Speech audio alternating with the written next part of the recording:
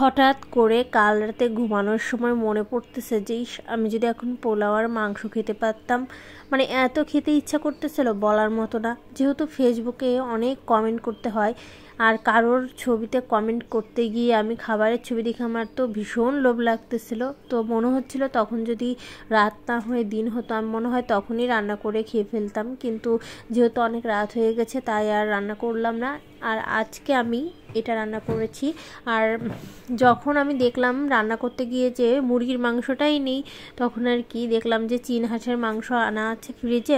আর আমরা মুরগির মাংসটা আসলে কি বেশিরভাগ এনে রাখা হয় না, কারণ আমরা মাংস বেশি দিন ফ্রিজে রাখলে আমার কাছে কেমন যেন লাগে, খেতেই পারি না। এই জন্যে মাংস খুব কম ফ্রিজে এনে রাখা হয়, মাছও তাই।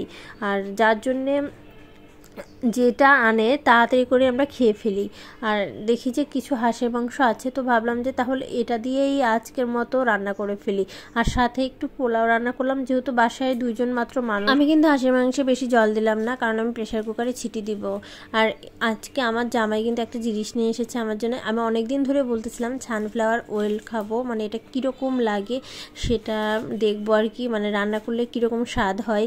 তো এই জন্য আমার হাজব্যান্ডকে দেখলাম আমাকে সারপ্রাইজ দিতে তেল নিয়ে আসছে। মানুষের কত গার্ডার ক্লিপ দেয়, অথচ আমাকে দেয় তেল। যাই হোক, এনেছে, আমি খুবই খুশি, কারণ আজকের পোলাও রান্নাটা আমি এই সানফ্লাওয়ার অয়েল দিয়েই করবো ভাবতেছি। তো এই তেলটা কিন্তু অনেক সুন্দর, মানে একদমই সাদা, একটা অন্যরকম। আর এই তেলটাতে কিন্তু অনেক পুষ্টিও আছে। আমার অনেক দিনের ইচ্ছা ছিল যে আমি সানফ্লাওয়ারের তেল খাবো, আর আজকে আমার সেই স্বাদটা পূর্ণ হবে। তো আমি কিন্তু এখানে পোলাও চালটা অনেকক্ষণ যাবত ঝরিয়ে রেখেছি জলটা, কারণ এটা যত ঝরিয়ে রাখা হবে তত ভাতগুলো ঝরঝরা বেশি হবে। আর পেঁয়াজগুলো কিন্তু একদমই বেশি ভাজবো না, কারণ বেশি ভাজলে বেরেস্তার মতো হয়ে যাবে। যেহেতু আমি পোলাও রান্না করার পরে উপর দিয়ে বেরেস্তা ছিটিয়ে দেবো, যার জন্য এখন আর এই পেস্টটা বেশি ভাজা যাবে না।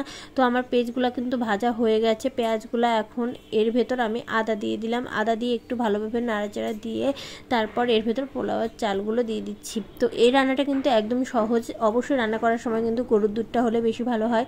আমার কাছে আজকে দেখি যে সব কিছু আছে, অথচ গরুর দুধটাই নেই। আমি পুটুলির বাবাকে আনতে বলতে একদমই ভুলে গেছিলাম। তো তারপর আমি তাড়াহুড়ো করে দোকানে গিয়ে একটা মানে পাউডার যে দুধ পাওয়া যায় ওটা নিয়ে আসছি। পরবর্তীতে ওটা দিয়ে রান্না করছি। আমার ভাই একটা কথা বলে, রান্না বান্না হলো নাকি একটা আর্ট, যে যত সুন্দর মনোযোগ দিয়ে করবে তার রান্না তত ভালো হবে। আমি বাপু এই আর্ট ফাটের ব্যাপারে কিছু বুঝি না। তো আমি দেখো গরুর দুধ তো ছিল না কেয়ার করা, এই জন্য গুঁড়া দুধটা দিয়ে ভালোভাবে নাড়াচাড়া করে দিয়ে দিলাম। আর হাঁসের মাংসটা আমি এখন প্রেশার কুকারে ছিটিয়ে দিব।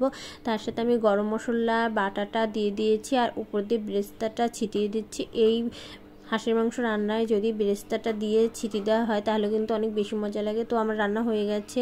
রান্না করতে কত কষ্ট হয়, অথচ দেখো রান্নার পর কতটা ভালো লাগে। আর যদি রান্না সুস্বাদু হয় আরও অনেক বেশি ভালো লাগে আমার। তো আমার ভিডিওটি তোমাদের কেমন লাগলো অবশ্যই কিন্তু একটি ছোট্ট কমেন্ট করে জানিয়ে যাবে। আমি এখানেই বিদায় নিচ্ছি, টাটা।